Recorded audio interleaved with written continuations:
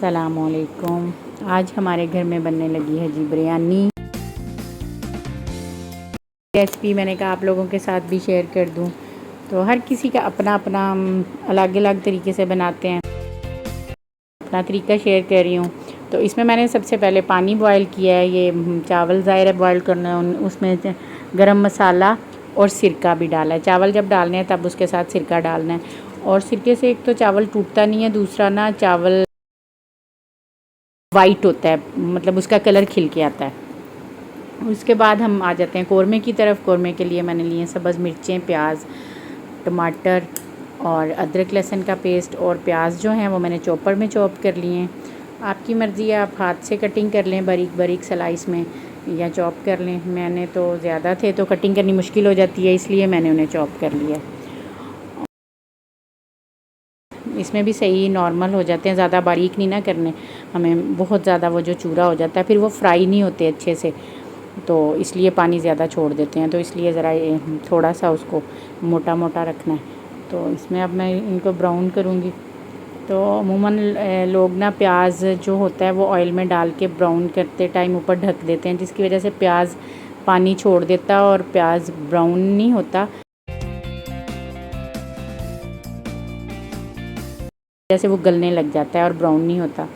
तो ये इसलिए मैंने ना उसको नहीं है। तो अब उसमें डाला है अदरक लहसुन का पेस्ट डाल दिया। जब चावल ज़रा वो प्याज हल्का ब्राउन हो गया, कई लोग तो काफ़ी ब्राउन करके वो उसके बाद भी एंड पे भी डालते हैं, मैं ऐसे नहीं डालती। वैसे वो भी अच्छा टेस्ट आता है उससे भी, अगर आप बाद में भी प्याज डालें ऊपर, लेकिन मैं नहीं डालती। मैंने घर में ही सारा बाज़ार वाला प्याज यहाँ से, खैर मुझे तो जो हम लेते हैं प्याज उसमें ना सख्त सख्त सा होता है, जो ब्राउन प्याज कई लोग ऊपर डाल लेते हैं।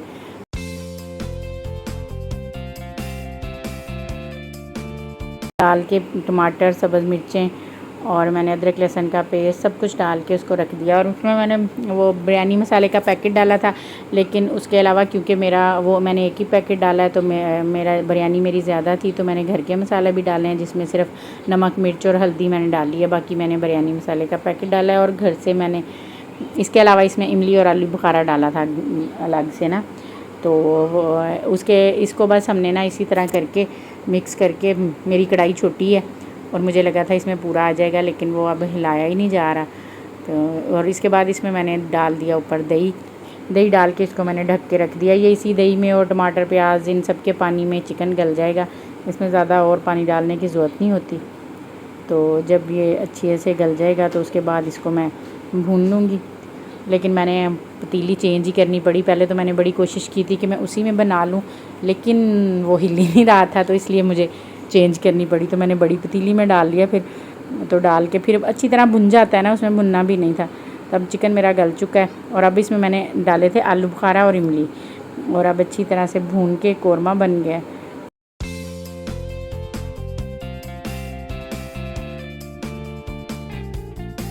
कौरमा हो गया रेडी तकरीबन। और साथ मैंने ऊपर दम के लिए प्याज, धनिया और लेमन वगैरह काट लिए थे। तो बस अब इसको चावल मेरे बॉयल हो चुके हुए हैं, तो बस इसको हल्का सा बस भून लेना है अच्छे से। भून के चिकन को जब इसमें से पानी ड्राई हो जाए, घी छोड़ दे, तो आपने इसको दम लेना है ना। अब मैंने उसके साइड पे तवा रख के दम दिया था।